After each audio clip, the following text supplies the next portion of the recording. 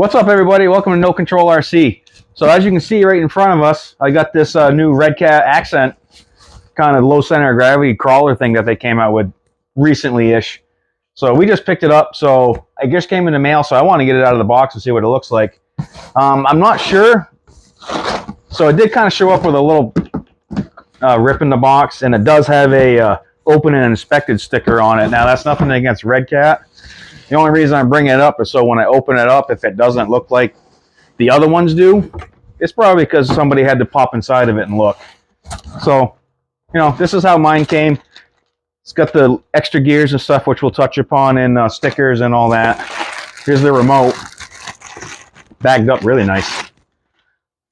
Which, you know, this one doesn't feel horrible. But all right, let's get this. We got the blue one. Got the blue snub nose and tail looking one here, because we plan on trying to do some flexing. Get you out. You over here. Down you go. All right. I'm going to cut these zip ties and get this thing out. Then we can bring that in and take a closer look. Because I got a few points to touch upon on this thing, because they kind of put some thought into this guy. All right, so here she is all out of the box. Now, we did pick the blue one up, which has the tapered in nose and tail for flex and all that. So let's actually rip this off. Get rid of this.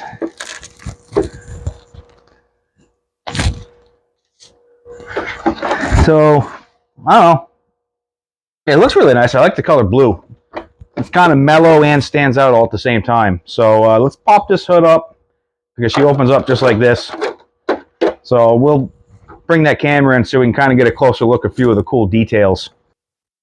But so we'll start kind of from the exterior and work our way in. So they got kind of white spoke looking wheels on them. They're, you know, they're glued. They're not actual bead locks, but nice looking tires. They feel pretty grippy. So, and it does have a 3mm chassis, which is the low center of gravity, which, as you can see, they really tried to work everything down as low as possible. The motor's almost underneath the spur gear. Not quite underneath, but a little bit lower, just to get everything that's really, really super low to the 3-link front end. So one thing that is really cool, we're going to get right to, is this transfer case right here. Now, they have it set up. I haven't done it yet, but they have it set up so you can pull this tail off. And what they got right here is it's in this bag. In this bag, you have gears right in here.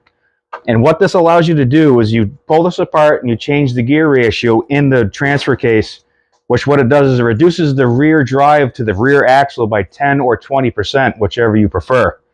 So the goal by doing that is to not have the rear axle pushing the front end, but having it going along with the front end pulling it. So it really depends on what you're doing. Crawling, but it does have that already all built into it. They said it's pretty easy to do. It doesn't look like there's much in the way. They got these 2 screws right in the top that I see right there. So when you're supposed to pull it apart and you change the gear ratio, it's not supposed to be too difficult. So it's set up 0-0, so it's set up same front and rear from the factory, but we do have the option to change it if we choose to. Now, let's see. From what I was reading on it, the shocks themselves, they're oil-filled with short spring shocks, but the explanation says there's a small little spring internal as well. And the theory behind it was it's supposed to be a smoother unload. So instead of it really springing and trying to come back down, it wants it just to keep constant pressure so it unloads smooth, and hopefully you gain the most amount of traction possible. Now, spur gear 32 pitch, internal gears in here are 48 pitch, and then the external and the axles are 0.08 mod. So you got some pretty strong pitches, so you shouldn't have to worry about power if you put a little extra to it. Speed control, everything's all mounted up here. They said, and which I believe it's up in here, they have a spot all set up for you, so if you wanted to mount a winch, there was a spot they said they already have, so you can mount a little winch to it if you want to do that. If it's up here or not, but that's what the instructions and everything said, but we've only actually really just taken this out now and looked at it. So it is low center of gravity, like I said. I mean, obviously, This thing's not skyrocket. It doesn't have a ton of suspension travel, but everything works incredibly smooth. It just feels a little stiff. So, but like I said, we haven't taken it out and tested it yet, so you can't really knock much on anything that we haven't taken for a test drive yet. Multiple locations you can mount your battery. Obviously, you got the battery mount right here. You can probably change, move, do whatever you want to do. So you can really try to balance it as much as possible. And one of the last really neat things is it has the portal style axles in it. So you can see they all drop down. You get a tiny bit of gear reduction through those. So what the theory was with those portal axles, when you really apply a power to it, it's going to eliminate a lot of the body and chassis twist. So instead of it really trying to, when you get the throttle, trying to really rock, it's going to try to distribute the power a little more even. So, I mean, again, extremely thoughtful. They really tried to make this price point to be the best crawler possible. Plus, also with the portal axles, you gain a little bit of axle clearance. So you don't have to necessarily worry about the gigantic tires. So it's got a good amount for a 10th scale. I would arguably say introductory crawler. Again, for this price point, not bad at all. I believe it was $279 I paid for it. So that's like the main technical babble, whatever stuff I wanted to touch upon. Really cool, really a lot of thought they put into this thing. So, the next thing I got to do is we got to throw some batteries in this thing and really take it out and see what it can do. We're not huge in the crawler because we tend to like stuff to go quite a bit faster. But I'm pretty excited about this just because of the sheer level of thought that was put into this. And I really want to see what happens when we take it out into some areas we want to bring it out, when we change the gear ratios and change a few things that this thing has the capability of doing, to see how much of a difference it makes. And we have a few other things to compare it against. So pretty much I think that's the avenue we're going to head right now. So let me get a battery in this thing and then we'll see what she can do.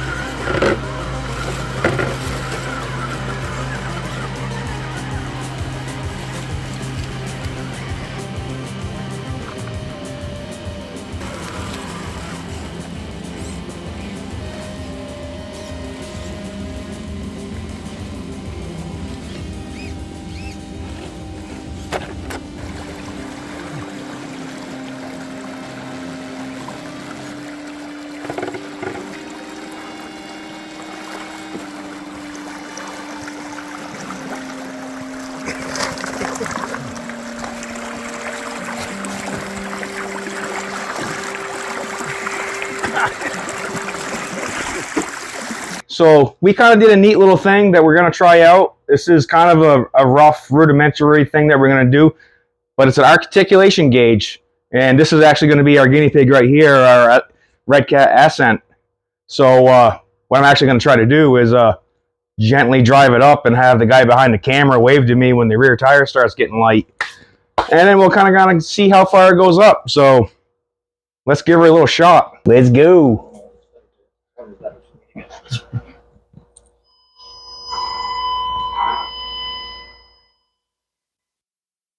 Tires off. What do we got? Center hub is at 8. All right, so you can kind of see, like I said, this is our test gauge and our first shot at it. She climbed to around 8 inches. So kind of cool. We're pretty happy that it semi works. But since this is our guinea pig, what we're going to do is we got our K10, we got our Rift, we got a few other things kicking around, and we got another one that we just built.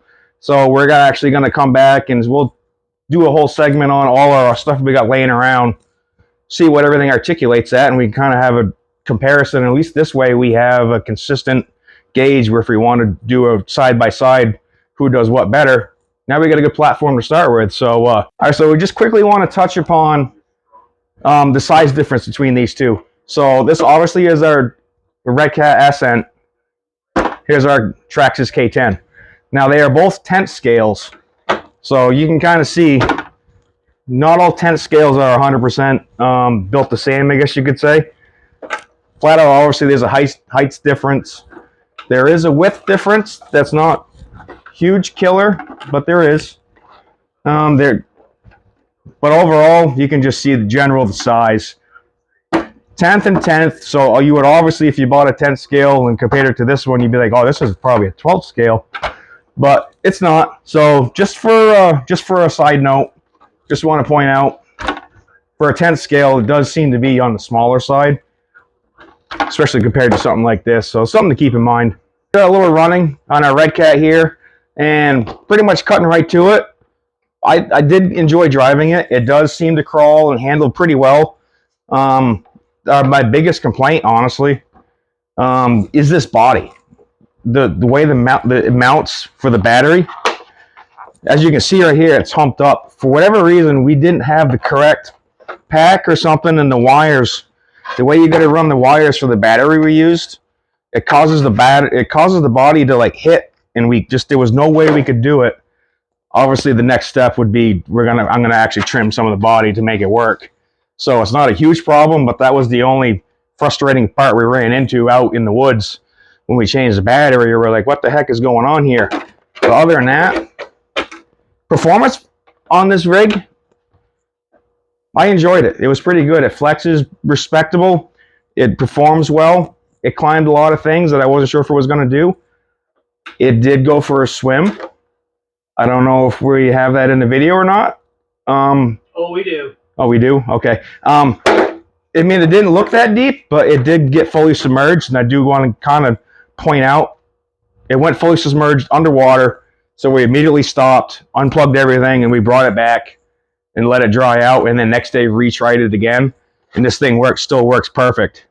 So it's not something I would recommend doing all the time, but she still works. It still works good. So end of the day, aside from that one little hiccup with the body and the battery cable, I'm overall impressed with it, especially for the price point. We're going to take this out and do some more crawling, see if there's anything else we can do cool with it. So thanks for watching. Like and subscribe, and we'll catch you next time.